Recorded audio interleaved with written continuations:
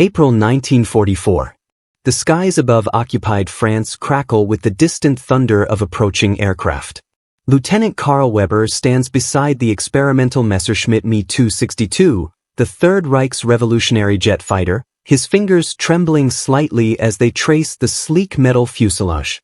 The morning mist shrouds the airfield in an ethereal haze, the dampness seeping through his uniform and chilling him to the bone. 2 minutes to engine start, his ground crew chief calls. Karl nods, swallowing hard. At 24, he's already witnessed 3 of these magnificent machines burst into flames during takeoff. Yesterday, his closest friend Werner became the most recent pilot to die, not in glorious combat, but in a conflagration on their own runway. The distinctive whine of Allied reconnaissance planes grows louder overhead. Time is short. The Führer demands results, Lieutenant, Colonel Steiner reminds him, his voice low and dangerous. Either this aircraft proves its worth today, or the program faces re-evaluation. Karl climbs into the cockpit, the smell of fuel and metal filling his nostrils. His hands move automatically through the startup sequence as memories of Werner's screams echo in his mind. The twin Jumo 004 engines begin their distinctive banshee wail as they spin up. A sudden flash of orange reflects in his instruments. Not from the sky, but from beneath his right wing. The first lick of flame has already begun. Karl Weber had never planned on becoming a test pilot. Before the war, he'd been a promising engineering student at the Technical University of Berlin. His professor, the renowned aeronautics expert Dr. Heinrich Brenner, had seen potential in Karl's innovative designs for high-speed aircraft control surfaces. That connection had ultimately led him here, to the bleeding edge of aviation technology, where Germany was desperately trying to regain air superiority as the Allied bombing campaign intensified. Fire on the right engine. Karl shouts into his radio, fighting the instinct to abandon the aircraft immediately. His mind flashes back to Werner's charred remains being pulled from yesterday's wreckage. Initiating emergency protocols. The ground crew scrambles with extinguishers, but Karl knows the flames could reach the fuel tanks within seconds. The Me 262's revolutionary design made it nearly 100 miles per hour faster than any Allied fighter, but the temperamental Jumo engines, rushed into production with strategic materials in desperately short supply, had become a deadly liability. Winter 1943. Karl remembers sitting in the officers' mess with Werner and the other test pilots, sharing a rare bottle of schnapps as snow fell outside.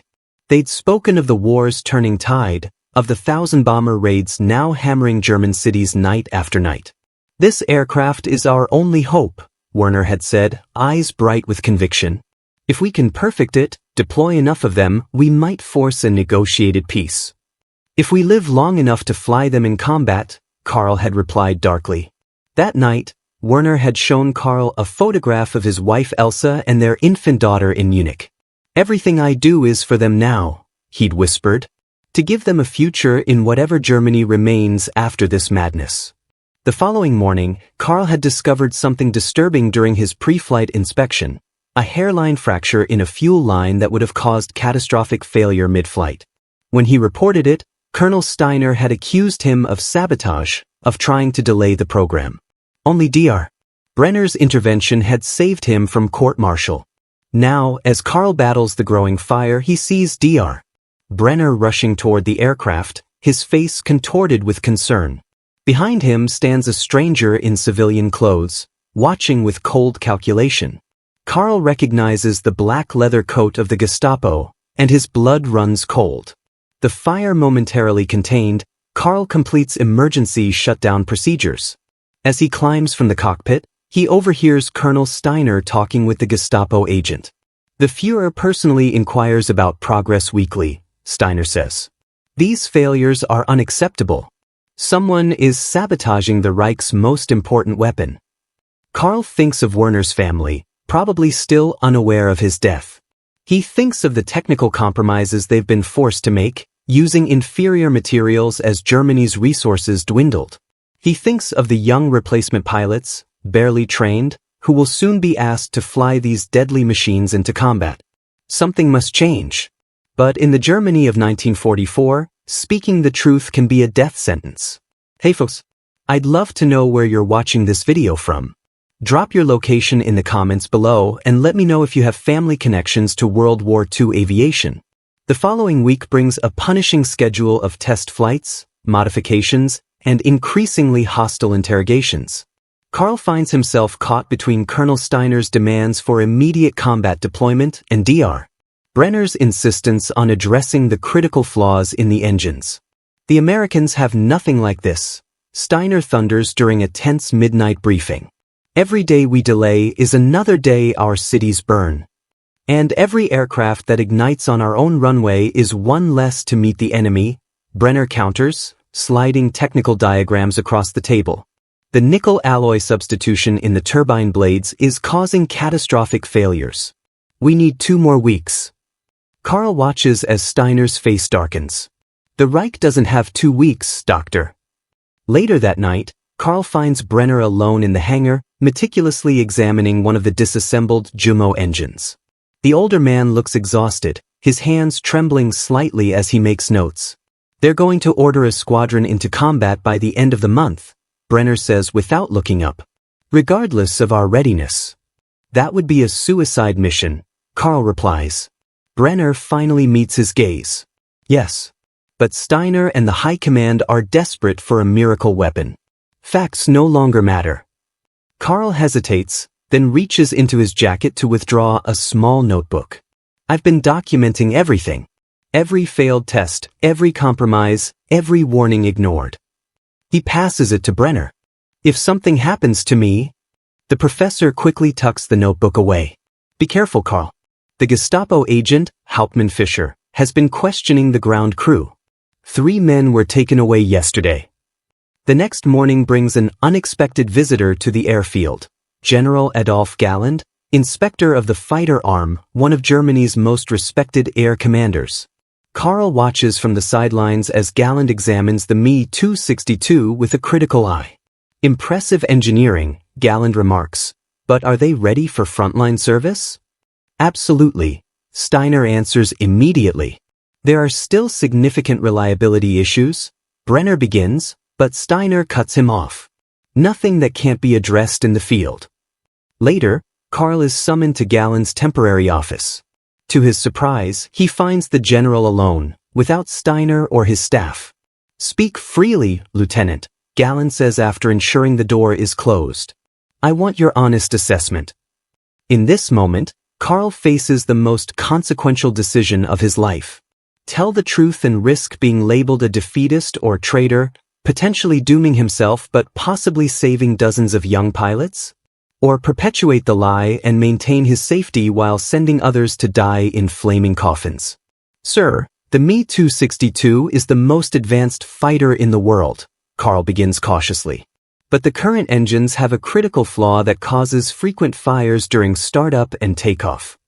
Galland nods, unsurprised. And yet Steiner reports the aircraft combat ready. Carl takes a deep breath. Sir, they will certainly shoot down Allied bombers, if they can get airborne without burning.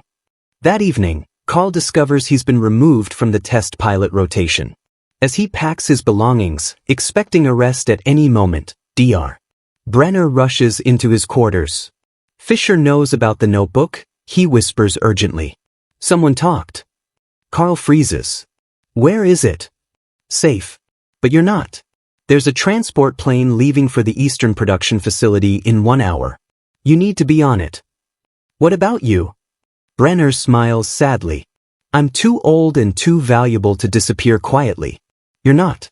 Go now. There's a group of technical officers who share our concerns.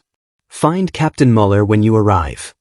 That night, as the transport rumbles eastward through darkened skies, Carl realizes he's now part of something larger, a quiet resistance of engineers and officers unwilling to sacrifice lives for impossible promises and failed technology. Hey everyone! If you're enjoying this deep dive into the troubled development of the Me 262, please hit that like button and subscribe to our channel. Your support helps us reach our goal of 1,000 subscribers so we can keep bringing you these historical narratives. Every subscription makes a difference. The Eastern production facility near Prague presents an entirely different world. Here, far from Berlin's scrutiny, Captain Muller has assembled a team of engineers and pilots committed to making the Me-262 actually survivable.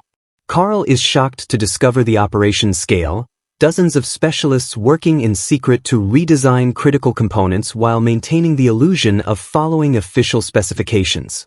"We can't stop production," Muller explains during Carl's first night. "But we can try to fix the worst problems before these planes reach our pilots."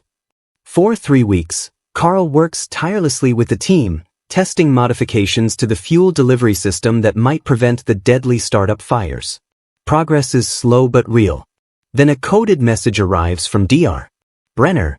General Galland has been removed from his position after opposing immediate deployment. Colonel Steiner has been promoted. The first combat squadron of Me-262s will launch in 48 hours from an airfield near Munich. Munich, Carl whispers, his blood running cold. Werner's wife and daughter are there. The same planes that keep catching fire on takeoff will now be stationed near a civilian population. "We're out of time," Muller says grimly. "They won't wait for our modifications." That night, Carl makes a decision. He convinces Muller to assign him as technical liaison to the Munich squadron with their latest modified fuel system components. Within hours, he's on a transport headed west, carrying both the potentially life-saving modifications and the terrible weight of what might happen if they fail. The Munich airfield is chaos when Carl arrives. 12 Me-262s gleam in the morning sun, surrounded by ground crews preparing them for their historic first combat mission. Young pilots, some barely 20, study hastily produced flight manuals. Carl spots Colonel Steiner speaking with a group of Nazi Party officials and press photographers. A demonstration for the newsreels, a mechanic mutters beside Carl. "They're sending these boys up against an expected Allied bombing raid this afternoon." Carl approaches the squadron leader, Captain Hagen, introducing himself as a technical advisor from the Eastern Facility. Hagen, a veteran with an iron cross at his throat and exhaustion in his eyes, listens as Carl urgently explains the modifications needed before takeoff. "There's no time," Hagen interrupts, pointing to the sky. "Radar reports American bombers 20 minutes out. Steiner has ordered immediate interception." "Then at least let me check each aircraft personally," Carl pleads. "Just 5 minutes per plane could save your pilots." Hagen hesitates, then nods curtly. "Do what you can. Quickly." Carl races from aircraft to aircraft, making emergency adjustments, showing ground crews what to watch for. He's on the 8th plane when air raid sirens begin to wail. In the distance, the drone of hundreds of American bomber engines grows louder. "Everyone to your aircraft." Steiner shouts. "Launch immediately." 4 of these planes aren't checked. Carl protests to Hagen. "At least let me." "There's no time," Hagen cuts him off, climbing into his cockpit. "The bombers will be over the city in minutes." Carl watches in horror as the pilots start their engines. The first 3 aircraft, ones he managed to check, taxi successfully. The 4th, piloted by a boy who looks no older than 19, erupts in flames before it can leave the hardstand. The pilot's screams echo across the airfield as ground crews rush with extinguishers. 5 more planes manage to take off. Then another fireball blooms, this time at the end of the runway. No escape for that pilot. In the sky above, the remaining Me-262s streak toward the American bomber formation at unprecedented speeds. Carl watches through binoculars as they tear through the bomber boxes, their 30mm cannons ripping apart B-17s with ruthless efficiency. It's both magnificent and terrifying, the future of aerial warfare unfolding before his eyes. But on the ground, 2 more aircraft have caught fire during startup. The price of this historic moment is being paid in young German lives, burned alive before ever facing the enemy. As Steiner strides toward the burning wreckage, face contorted with rage, Carl slips away toward the administrative building. He needs to find a telephone. Brenner must know what's happening here. The modifications must be implemented before more pilots die needlessly.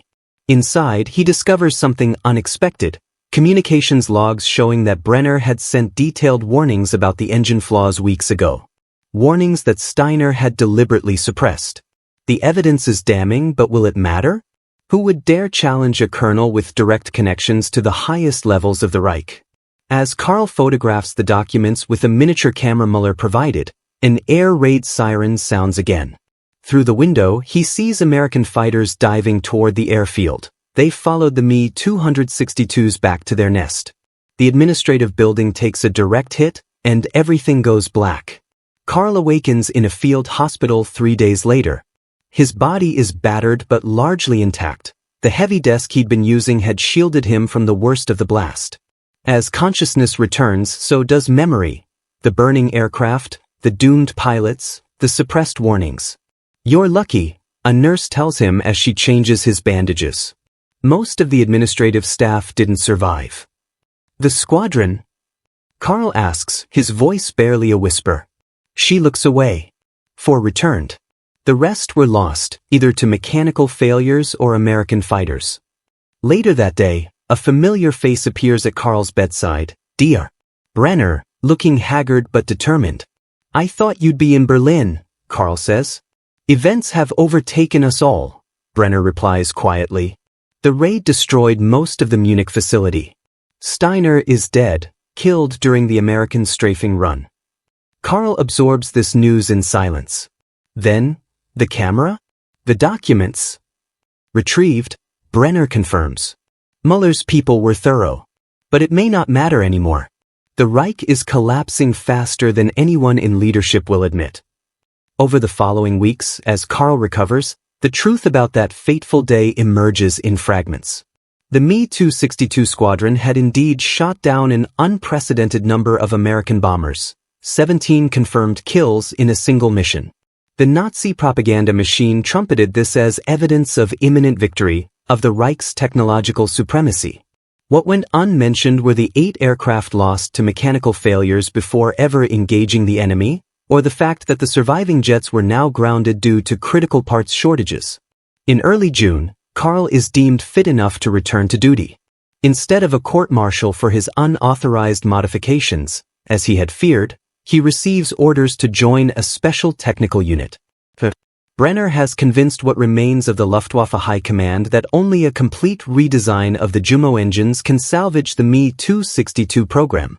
"It's too late, isn't it?" Karl asks when he reports to the new facility, hidden in a Bavarian forest. "Even if we perfect it now?" Brenner nods slowly. "For the war, yes, but not for what comes after." Karl throws himself into the work, leading a team focused on solving the fuel delivery problems that caused the deadly fires. They make remarkable progress, but fuel and material shortages increasingly hamper testing. Allied bombing has shattered Germany's industrial capacity beyond recovery. In late July, Karl travels to what remains of Munich on a parts procurement mission.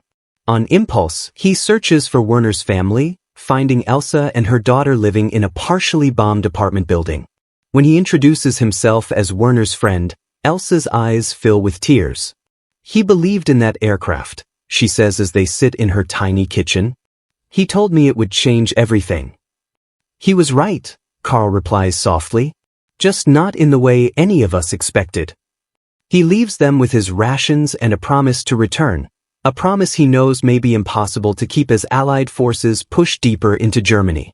Back at the facility, August brings news that American troops have captured intact Me-262 production facilities in the West. Soviet forces are advancing from the east. The engineering team disperses, many destroying their notes and designs before fleeing.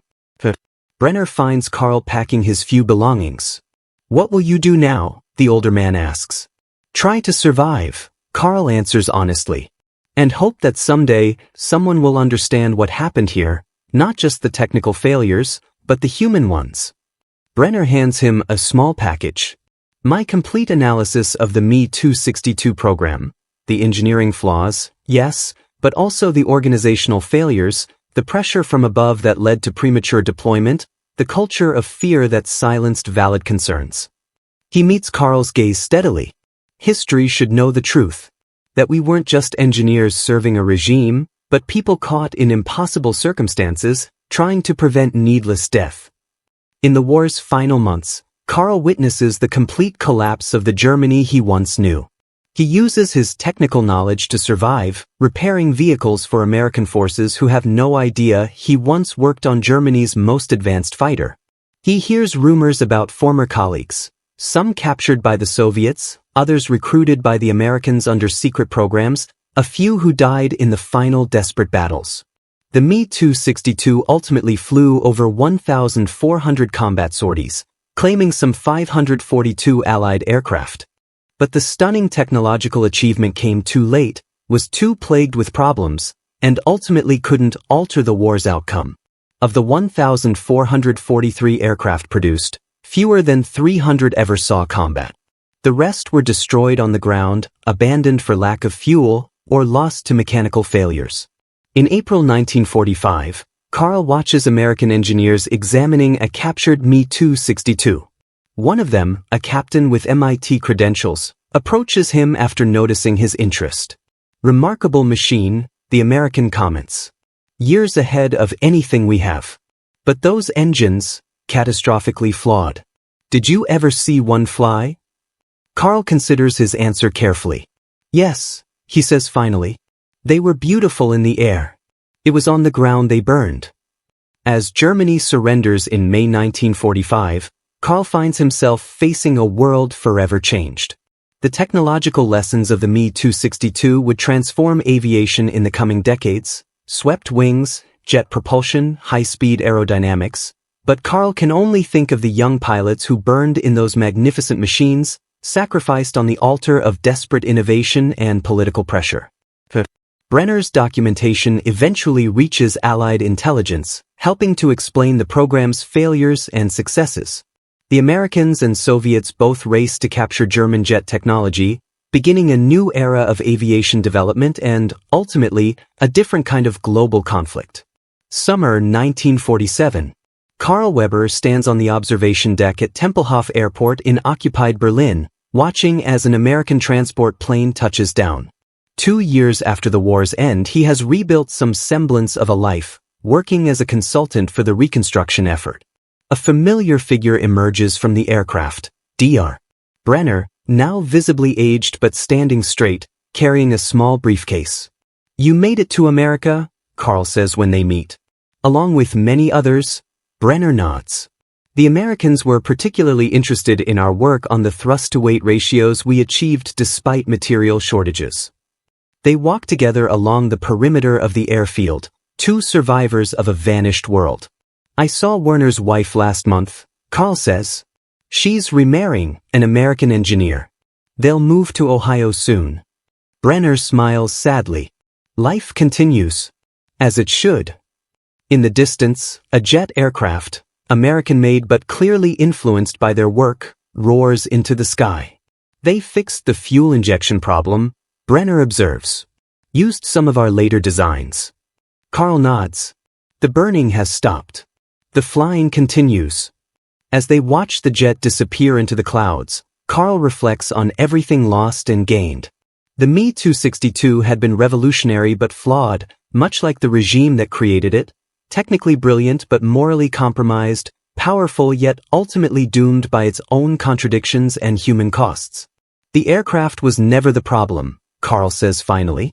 It was the impossible demands, the fear that silenced warnings, the pride that ignored evidence. A lesson not just for engineering, Brenner agrees, but for societies. The two men part ways as evening falls, Brenner returning to America where German expertise is building the next generation of aircraft, Carl remaining in Berlin to help rebuild what was destroyed. Both carrying the knowledge of what happens when technological ambition outpaces human wisdom, when political pressure overrides safety concerns, when the rush for a decisive advantage leads to devastating consequences. The Me-262's legacy lives on, not just in aviation technology that would transform civilian and military flight in the coming decades, but in the eternal lesson that innovation without conscience creates monsters, and that courage sometimes means speaking truth even when the engines of history are already roaring toward their destination. Thanks for watching this deep dive into one of history's most fascinating aircraft. If you enjoyed this video on the troubled development of the Me-262, Please hit that subscribe button and notification bell to join us for more explorations of military technology and the human stories behind them. Comment below with which historical aircraft you'd like us to feature next. Until next time, this is Historical Aviation Chronicles signing off.